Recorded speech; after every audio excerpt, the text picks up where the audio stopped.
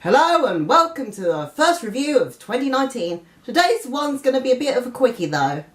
Today I'm back to reviewing video games as I'm reviewing the latest instalment of the Dishonoured series, Death of the Outsider. Once again I'm hopping on a bandwagon that is long since gone.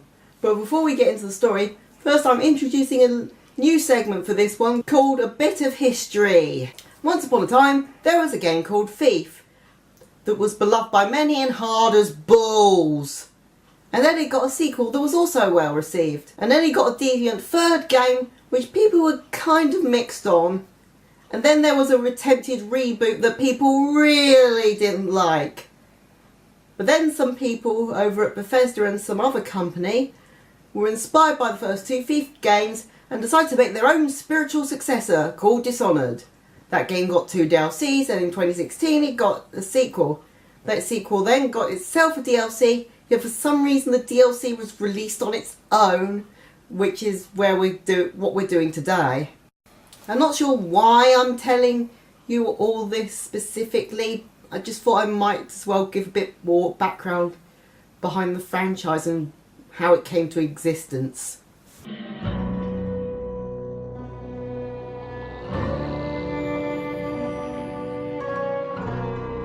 This game started off with a woman named Billy Lurk, who was a character from the first game's DLC and the second game, who's searching for her former mentor Dowd, one of the main antagonists of the first game and the main character of its DLCs.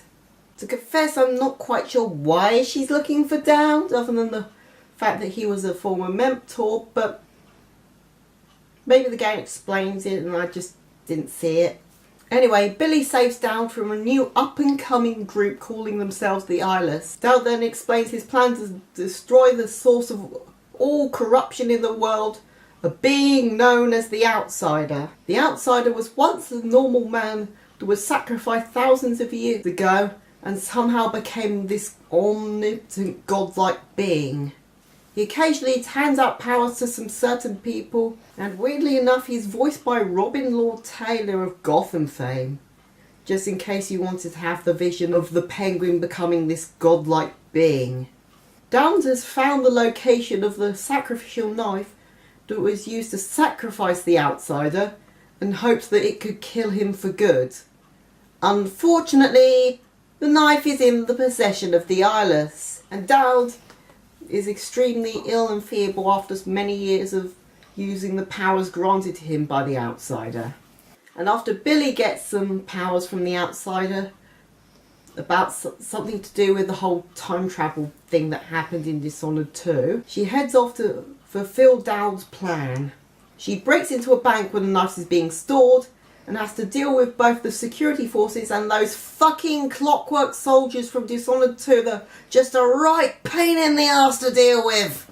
After she gets the knife and Dowd passes away, she then searches for information in a museum of how to get to the Outsider. For you see, while the Outsider can appear to people, his actual physical being is trapped deep within the void.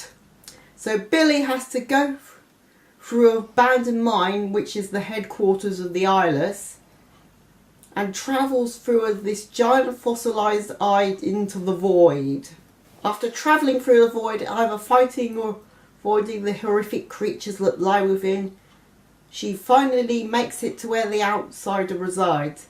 And this is where you're given a choice, whether to use the knife and kill the Outsider or give him back his name so he can be released from his imprisonment in the void and walk the world once again as a mortal being.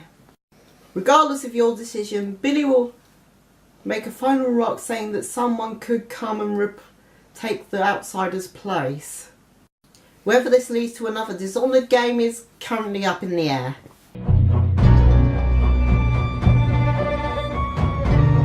The format of the gameplay is a first-person stealth game with your usual jump and crouch button. Billy is also equipped with a knife and a wrist-mounted launcher that launches lethal and non-lethal rounds. Billy also has several grenades, a blade trip mine, and a device that makes people stick to the ceiling. Not quite sure how that one works.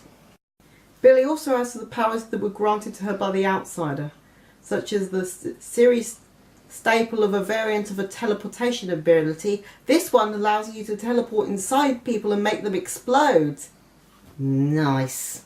She also has an ability that allows you to look around the area and mark guards and items of interest. She also has an ability that allows her to knock people unconscious and impersonate them.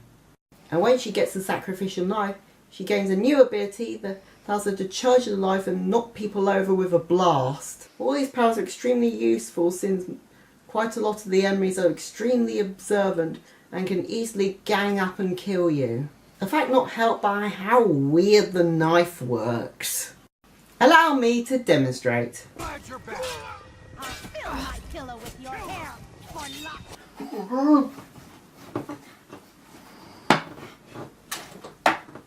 The game doesn't have the same morality system as the previous games, and the only real major decision is the one at the very end.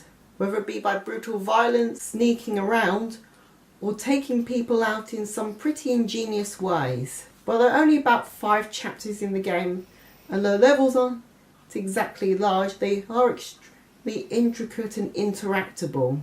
There are also some side objectives if you want to extend your stay.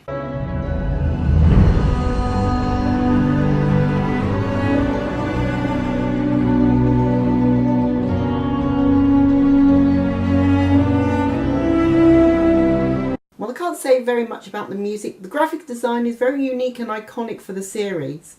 It also has this very nautical steampunk design, although his art style does mean that every person looks kind of ugly. Then I suppose that is intentional. Well, I feel that Death of the Outsider is a decent and interesting game on its own. I feel you get more out of it if you've already played or are a fan of the series. My suggestion, start with the first game and go from there. I feel like I'm forgetting something though.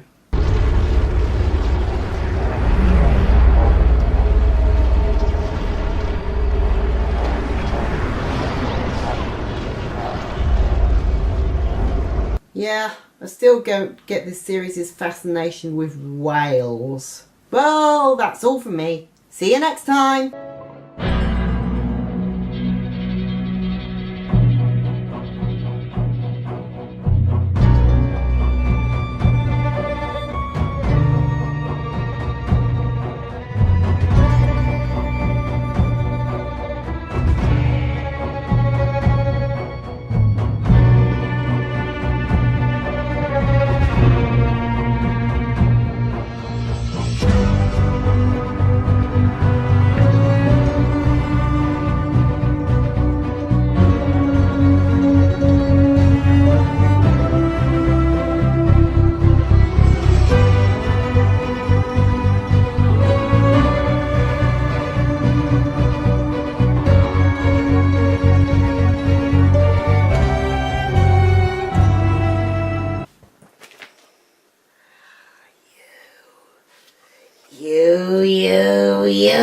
You. There only be back. Oh, be back. Be back.